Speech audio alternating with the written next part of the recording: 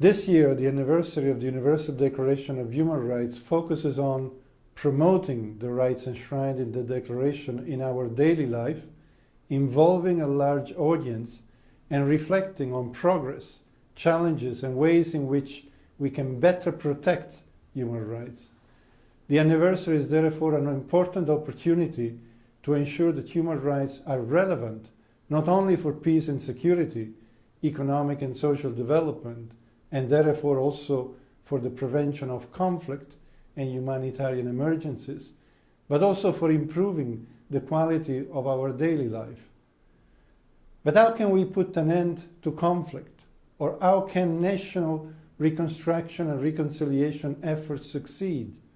without both relying on the solid foundations of respect for human rights and the rule of law? How can conflict be prevented without continuous efforts to strengthen national systems for the protection of human rights? Systems that are actually based on an independent judiciary, police and prisons officers which meet international standards, a parliament that contributes to the application of international human rights obligations and has an oversight function vis-à-vis the government's action with respect to human rights, an effective independent national commission in line with the Paris Principles, protection not only in law but also in practice, and especially for the most vulnerable groups. And finally, space for political dissent, including through a free press, which can undertake investigative work. The challenges are enormous, clearly, but the current context could not be more favorable. Allow me to remember, firstly, the new UN Secretary General strongly concentrates his action on prevention and on reforms aimed at reinforcing the effectiveness of our organization.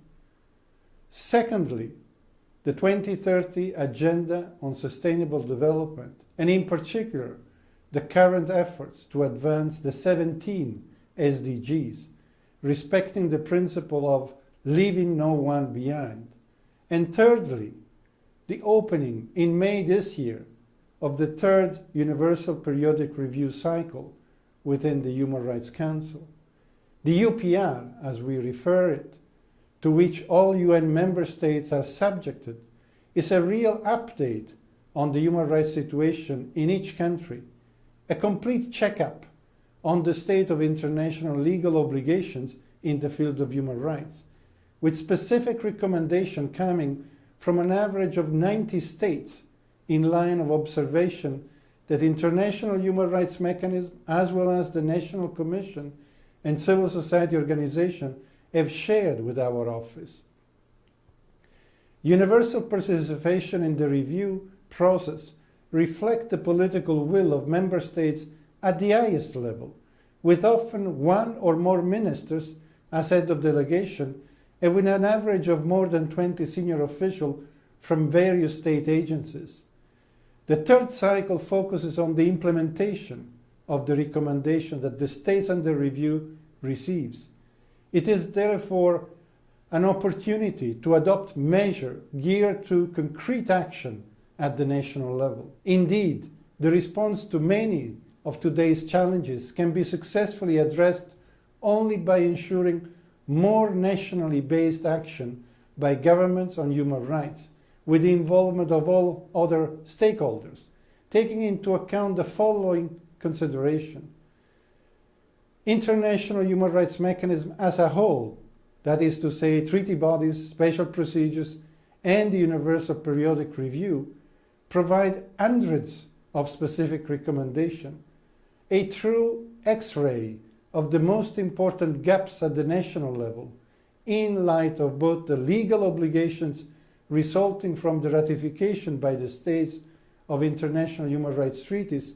and the political commitments made to human rights body. In order to facilitate their implementation, the High Commissioner for Human Rights is addressing the foreign minister of each individual member states in conjunction with the adoption of the outcome document in the Human Rights Council, so as to identify 10-15 areas described not with legalistic language, but in a way that can be understood by non-experts. Its objective is to encourage an action-oriented approach over the next 4.5 years in view of the subsequent UPR cycle, and contribute as well to aligning the human rights plan to efforts to achieve the SDGs, thus with human rights at their center, as emphasized by the Secretary General in his recent reports to the General Assembly. Coordination at national level is essential given the amount of work and the requests coming from the various UN human rights mechanisms. The experience of states has allowed us to compile a guide on national structure for the preparation of reports and follow-up to recommendations, so-called NMRF, where government's leading role is recognized, often by the Ministry of Foreign Affairs or the Ministry of Justice, with the involvement of other line ministries and the participation of various state entities, such as parliaments, the judiciary, the NHRI, and civil society organizations. Coordination at the UN level through the inclusion of human rights recommendations in the planning and programming of individual UN entities in line with their specific mandate is becoming part of the overall efforts to advance the SDGs.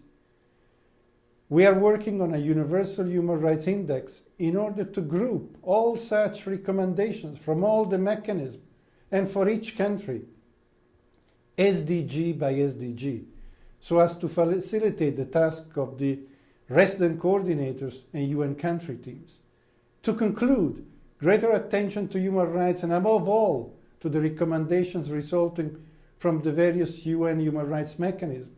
a greater effort to coordinate national action for reporting and follow-up, and greater synergies between development programs and human rights programs are key to solving many of today's challenges. A global compact between government, the UN system, and the international community, which recognize the fundamental role of human rights